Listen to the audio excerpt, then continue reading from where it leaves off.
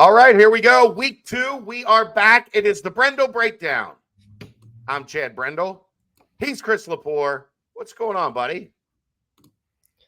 Felt great for a little while there last night, but Yeah. obviously not the ending we had in mind. No, I mean, and you weren't there. I don't know how it came across on TV. Incredible atmosphere at Fifth Third Arena. After a decade of aimlessly wandering in the wilderness, big time basketball was back in Cincinnati. So the result wasn't what we wanted. But I think if I'd have told you a week ago that we'll reconvene next Wednesday, the team will be 1-1 with an 11-point win and a loss in the final 10 seconds, you would have said, well, I'd rather be 2-0, but that's not bad. I'll take that. Absolutely. I think it's really neat to see big time basketball in Fifth Third Arena. It's what Cincinnati has always craved, and it's where they should be. And they're showing people they belong. Yeah. That's the biggest takeaway for me is through 2 games, this looks like a Big 12 team. Like, absolutely. They don't look overmatched. They look commiserate with where the metrics have them. The things that the metrics say they're doing well, they do well. They won the rebounding battle by 7 or 8 last night. Just a couple things that tripped them up. But it's time to go to class today. Class is in session. Let's go. And one of the things that did not go as well as desired last night was ball screen defense, especially on the drop coverage on Dylan Disu. So let's take a look at it and be specific. You're going to talk them through some terminology that I think some people understand and other people might look at you like you're speaking a completely foreign language. Yes, no doubt. Ball screen defense is complicated. There's a reason why there's 20 different coverages, and there's a reason why there's not one that just solves the problem every time.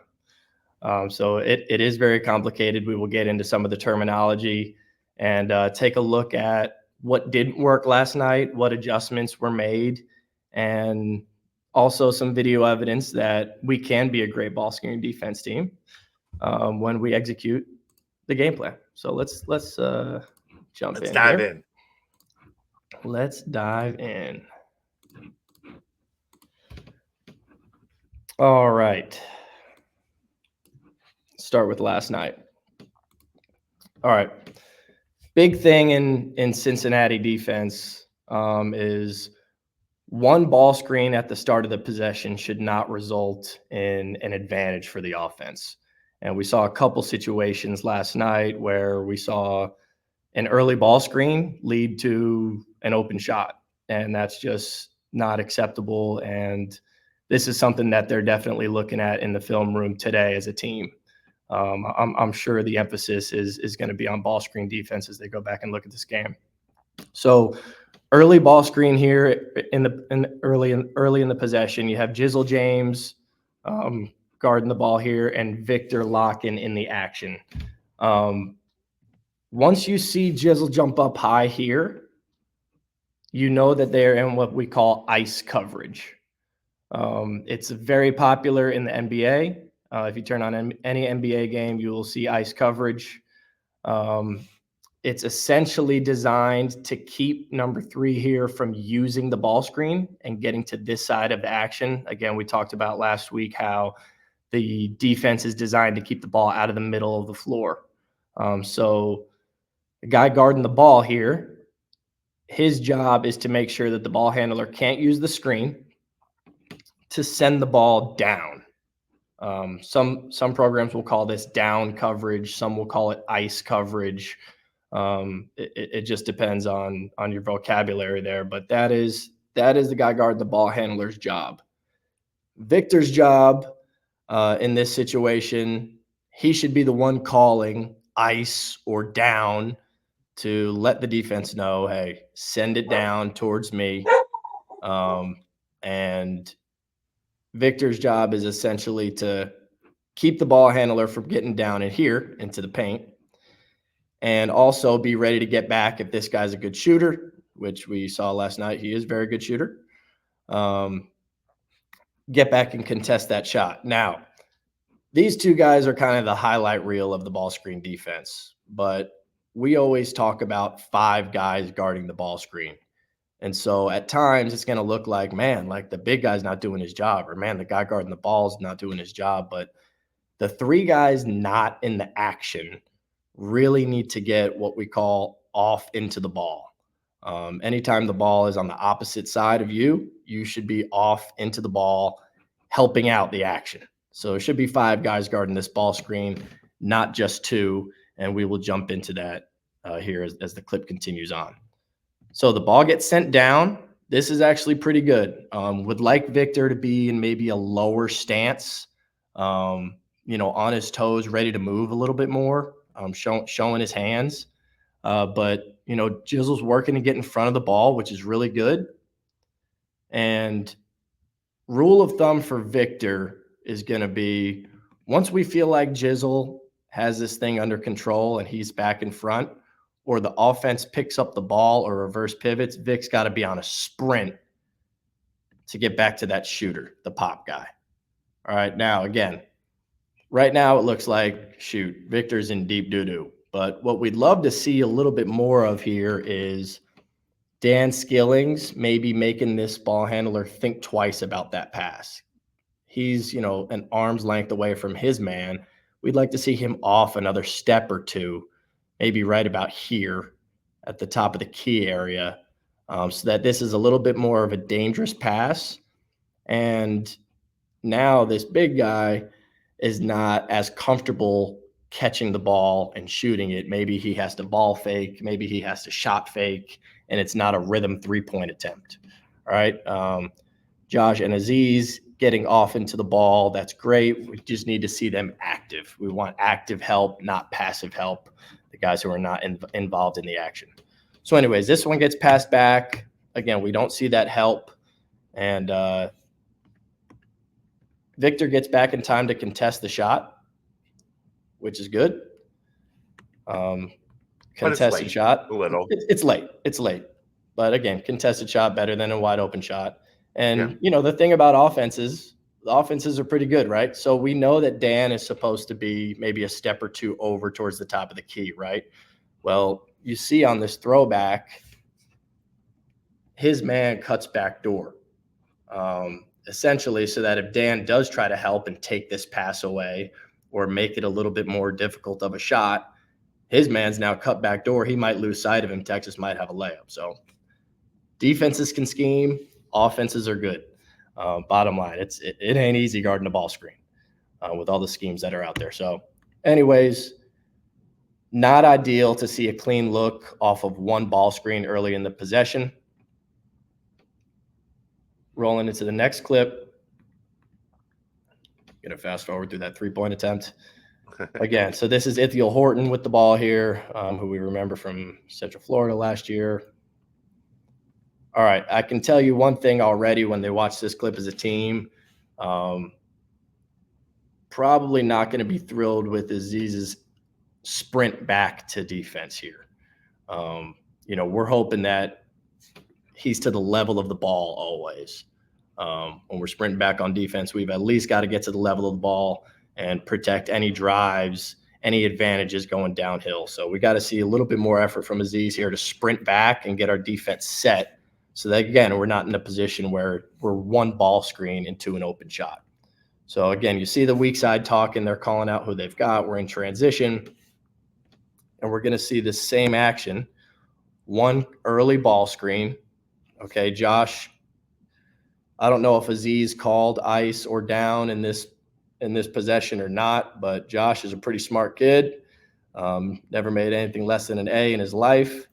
He knows it's an ice situation. He starts sending it down.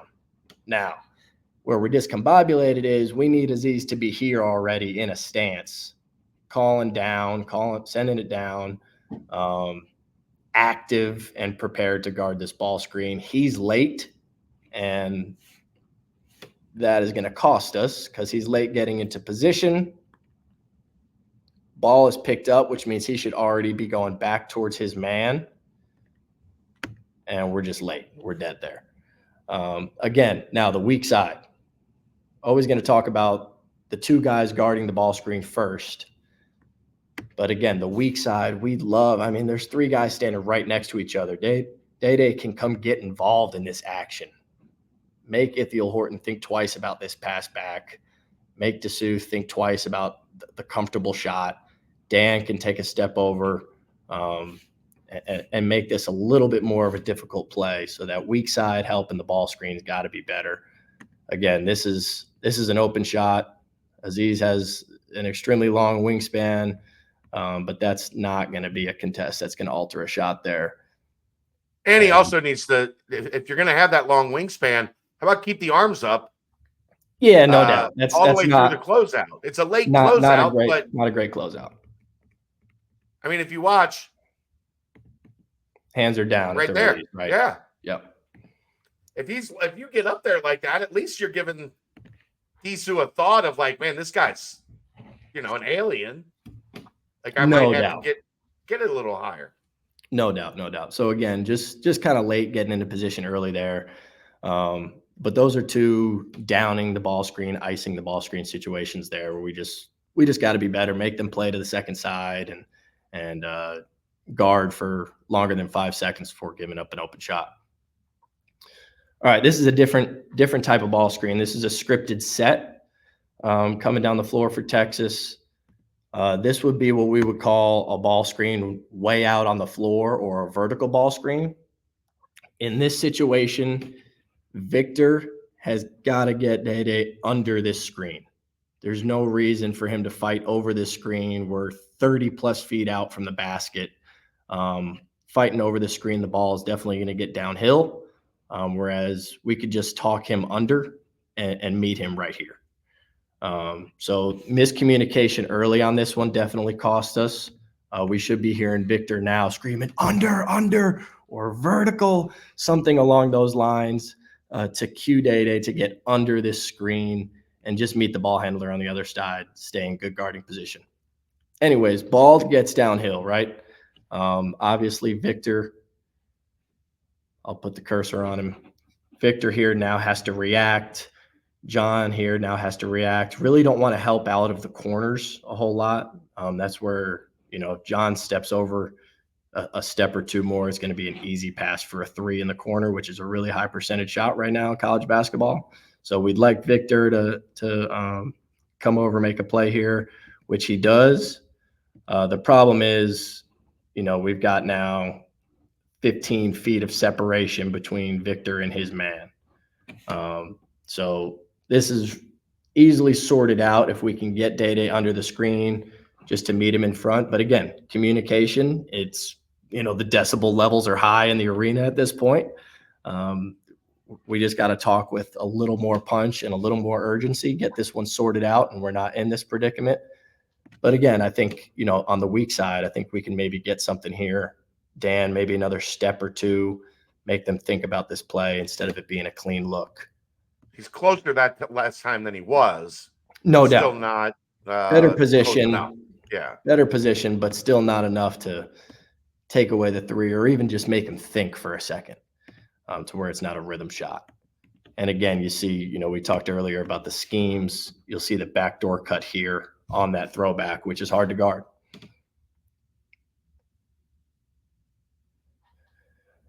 All right. You'll see here, we do better here on the initial ball screen. Not much of a screen is set. Skillings is just able to defeat this one. Aziz is back in plenty of time because there was no action. All right, so now they're playing to the second side. This is what you would have liked us to see in those first 2 clips or first 3 clips where we take them out of the first action, make them go to their second action. All right, so here we're in another side ball screen where we'd like to down them and send them down towards the big, right? So Aziz is calling out, send it down. Offense, again, is good. He re-angles the screen to make it a little tougher for Day to just send it down very easily. At that point, Aziz, it's very tricky for the big guy here, okay? At this point where we're sending it down, Aziz's rule is stay in front of the ball. Don't get beat by pass or by dribble. to the paint. Once number one here re-angles the screen, Aziz has got to come up another step or two and shut this thing down, because if the ball gets dribbled here, this is an empty side. Everybody else is over on the weak side. We're going to have an open pick and pop, which you're going to see. He's able to drive the ball down, throw it back, and we've got an open shot. So again, I think right here, if Aziz takes another step up towards the screen, shuts it down, takes away that baseline drive, maybe we get back in time. Essentially a hedge. Like it's not a real hedge, because it's not a top ball screen, it's a side ball screen. But in layman basketball terms, you want him to at least hedge that a little bit to cut off the drive. No doubt. It changed from your typical drop situation into a hedge situation. And then again, once we see the point guard pick up the ball, we know that he's okay at this point. Aziz has got to be sprinting back. Again, would love to see some weak side help over here.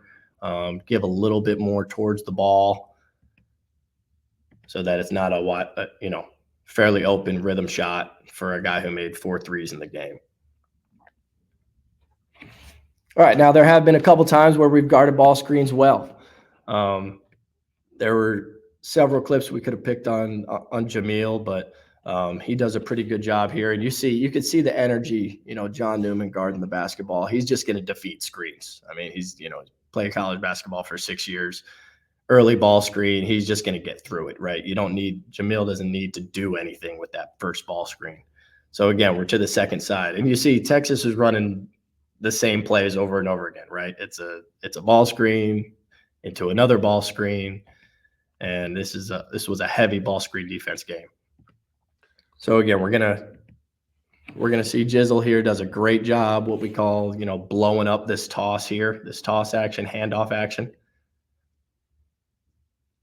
and we're gonna get right back to a ball screen. Okay, so again, high up on the floor, Jizzle and Jamil here got to talk this one out. Jizzle does a great job, doesn't get hit by the screen,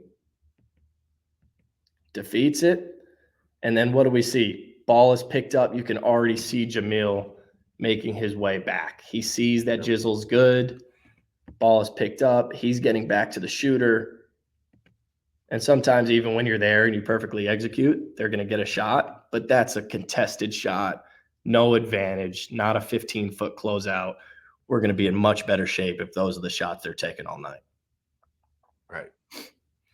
All right, now back to the BYU game where we absolutely guarded our heads off. This is just a great example, end of the game. BYU is much more of a 5-out ball movement, not as much pick and pop team, but they did get to an action late where we guarded it perfectly. So you'll see a handoff here. You'll see Day-Day, Aziz, and John Newman in the mix with this ball screen. This is a specific action to get a quick pick and pop shot for number 0. We get hit by the screen, which is not ideal. Aziz has to help a little more than he'd like to. But what do we see is that weak side help. John Newman in great position. You see it's not a clean shot. He thinks about it, and John's actually able to contest that shot, and that's your result there. Now that's a contest. Much better ball screen defense. And again, it's not even his man. He's helping and sees that that's a need and does a great job there. So that concludes the ball screen D segment, if you want to pull that off. All right. There you go, man. Ball screen defense 101. So looking ahead, somebody's at my door. This is right now. Some DoorDash Skyline, maybe? No, I know it. My daughter probably ordered something. But looking ahead, Baylor offensively elite. They are elite. You want to pull that screen back up? Yeah, sure. We've got if you take a look here at the advanced statistics, they're number 3 in the country in efficiency for offense, and number 1 in the country, almost 45% from 3. So ouchie. very, very good offensive team. Obviously led by what most people believe to be a top 5 or so pick, and think that's a warranted prediction. Jacoby Walters is really good. Like I saw him on the AAU trail a little bit, not a ton, but enough to be like. It's always very simple for me in scouting high school players. Some dudes look different. Absolutely. You know, like when you walk. Who was the guy for Houston last year? You're talking about Sasser? No. The 6'9", they're small for their power forward. The 4. Oh, the 4-man. Name is the lottery pick. Yes, I know the name. Jarris Walker. Jarris Walker. When I first walked into a gym and saw him, it was like, what? Yeah, that kid's in high school. That's that. Right. Jacoby Walter, like he's not a freak like that, but when you watch him play basketball, he didn't play basketball like a 16 or 17-year-old. Right. And that is very true as he is translated to the college level. No question. I do have his 11 shot attempts pulled up from last night. Give Bearcat fans here a sense of what they're going to be walking into and can expect. So I'll pull that up real quick. All right, and again, you'll get a feel here for Baylor's offense too. You're going to see a lot of ball movement, a lot of movement in general within their offense. A lot of cutting, a lot of screening. They move really well without the ball. Good offensive team. There's a travel. And there he is, number 4. Hey, don't get me started talking about travels after last night. Here's Walter right here. Projected lottery pick. And there's not too many shots he's shy to attempt. Here he is right here on the weak side. Again, a lot of screening action. You see the kind of the baseline runner action here. They've got more than one guy. They've got 4 double-figure scorers. But again, Walter is the guy that the straw that stirs the drink. No question. He can do it putting the ball on the floor. He can do it catch and shoot. He is as talented of an offensive player as we have in college basketball right now. And you'll see they use him in creative ways. Right here, they're using him as a ball screener to try and get him a pick and pop shot.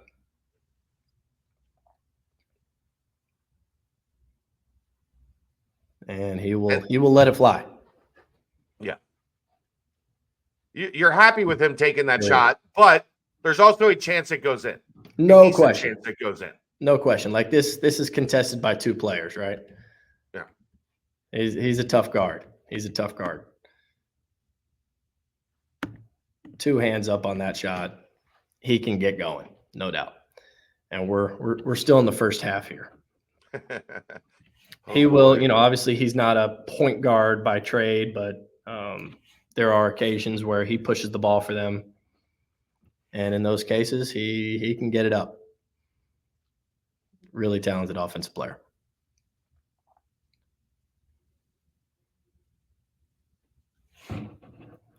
Doing it on the drive here. Sorry, fast forwarding through some of the action that you don't need to see. I was just going to say, I will say, I mean, BYU hung with them absolutely the entire game last night. So while their offense is elite, their defense is not what we have seen from Baylor in recent years. And a lot of that, they don't have nearly the rim protection that they've had in years past. And they don't have all of the length that they've had on the floor in the past couple seasons. So no question. They're going to get you offensively some, but you can beat them defensively. No doubt. And then, second half here, almost to the final media of the game, he's got the ball in his hands in an ISO. I mean, that's the script, right? We're gonna have to figure out a way to guard this guy. John Newman, come on there down. You go. There you go. I definitely think that's the matchup you'll see early. And if he's shooting tough ones like that, I think we're okay. But again, he's good enough; he can make those. Right. So there you go. That's the Baylor segment. Perfect. All right. Well, you're off to vacation. You're out of here tomorrow. Tomorrow morning, man. Had to make sure for the Bearcat fans we got this last one in to debrief on the big win out in Utah. Obviously tough loss, but incredible environment in Fifth Third last night. Actually, a bunch of the team, a bunch of the Job Center team, rocking my hat right now, was at the game up in the suite with, Kyle Decker had the suite booked out for them, which was awesome. So they got to enjoy their first Bearcat game. You're going to have to pay for mentions. The check's in the mail. All right. Well, I'm just going to give it to you. So just have him write it to you, and then we skip the middleman. Love it. All right. Well, you have fun on vacation. Will you be back in time to get one of these in next week? We will get one in next week for sure.